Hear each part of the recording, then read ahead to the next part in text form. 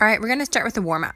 So I want you guys taking your time during this. Make sure you go through your full dynamic, your full jog, a full stretch, making sure that your body's completely loose prior to us starting any of these drills. We're going to be doing some throwing drills today, and I don't want you injuring your arm. And so make sure that you have, warmed up approximately 5 to 7 minutes prior, but, sometimes this can take longer. If you haven't done any activity today, maybe 10 to 15 minutes. Do not attempt any of these drills until you've warmed up and stretched accurately. I am going to share a couple of drills with you for warm up, but that's just so that you have an idea of what muscles we're going to be using. And I don't want you just using these as your warm up and then jumping right into throwing, or you are going to hurt yourself. And so with that being said, make sure that you take the time to warm up properly. After you've completed your warm-up, I want you to add in these stretches, and you're going to hold them for 12 seconds. I'm just giving you a demo, and I'm not holding them for the proper length of time. Swim that helps with it coming all the way over top during the throw. 12 seconds. Then you're going to stretch both arms, holding it for 12 seconds on each side. Wave them out for 12 seconds straight. Nice slow 12 seconds. Then we're going to go right into everything else. So grab your glove and a ball, or a sock if you prefer. We're going to move right into the flicks to start. You do not need a net, but you can put this into the wall if you'd like. So you can see I'm restricting my arm. I'm just flicking my wrist. That's a really good drill for forehand, backhand flicks too. If you want, you can put your glove so you restrict your arm and only flip your wrist. I don't need to. I'm about to take a step here in a second, and that's just so you can work on getting a little bit more power in your flip. With those flips, you're going to do 30 with no step and 30 with a step. Moving into right arm angles after that. Right arm angle, the ball is towards the wall, not towards my head. Nice slow motion all the way over top. You can use a partner if you'd like. If you don't have a partner, do a sock into a wall or a ball into a net. Back foot's rotating towards the pitcher, and front foot is rotating as well too. Here's just a different version from a different angle here.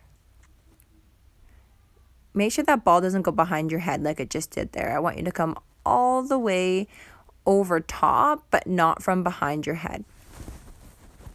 Around the body jump throws. So we're going to start in a ready stance and then come all the way over top. Again, pop, come all the way over top. You're going to do every drill 30 times.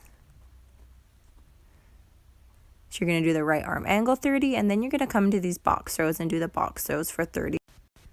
Then we're going to get into regular throwing.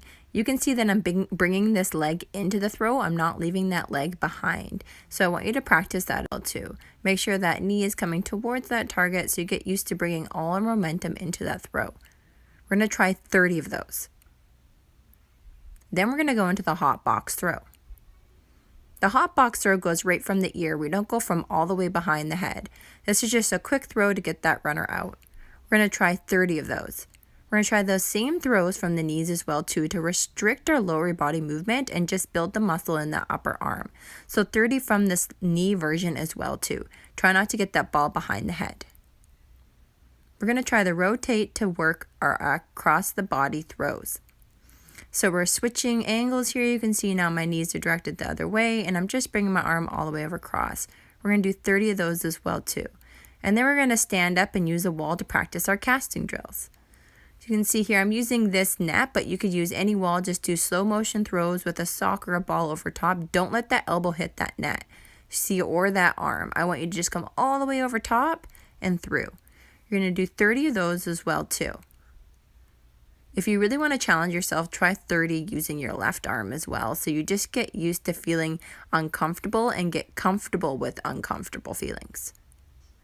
But I'm just making sure that both my feet are rotating towards that target as well too, and my arms coming all the way over top. We're going into the crow hop throw now. So you're about to see here in a second, I'm going to bounce the ball off of the ground.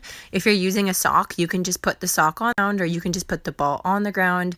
It's really to your preference. But here's what it looks like. So I bounce the ball, I get my body around it, and I hop with that foot. My glove side foot is the foot that takes the step first, and my back side follows. I'm bringing my body completely towards the target. That back foot takes that first step, slow motion. See, it crosses over, and then drive the knee right at that target. Going to try 30 of those.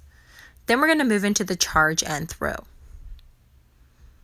Start in a ready stance, get my body around it, and throw. If you do not have something to throw at, just get into a throwing stance after you navigate your body around it. Belly button to ball, up and throw. You always want to make it so your throwing arm is directed towards the target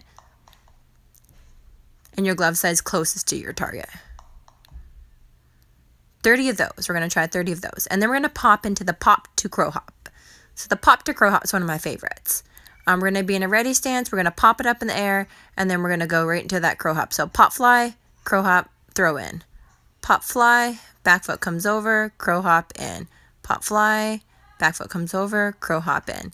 You take a tiny step with your lead foot and then cross over right away. And then we're going to work on just getting that body around that ball and angling to where we need to throw. Our front foot needs to lead us to whatever target we're throwing to. So you can see in this version right here that I'm just practicing on angling towards targets. If I want to throw to somebody directly in front of me or behind me, I have to angle that front foot at it. So I'm getting used to moving my body around that. Now I'm going to show you how to get your body around it. Ball, and our glove hand is pointed closest to the target. Our throwing hand is behind in position to make that throw to the target, and our front foot is going directly towards that target, stepping towards it. If we have to navigate around the ball, we want to step in a C-like position so that we don't have to flip around, pulling our eye off of the throwing target. You can see here's just a couple of different examples of how you could do it. Working on seeing ourselves around the ball and making sure that our hand is in position to make that throw. So basically the biggest key point here is glove is closest to the target, throwing hand is behind that glove hand. Here's a couple extra examples just to get a little bit of a different view.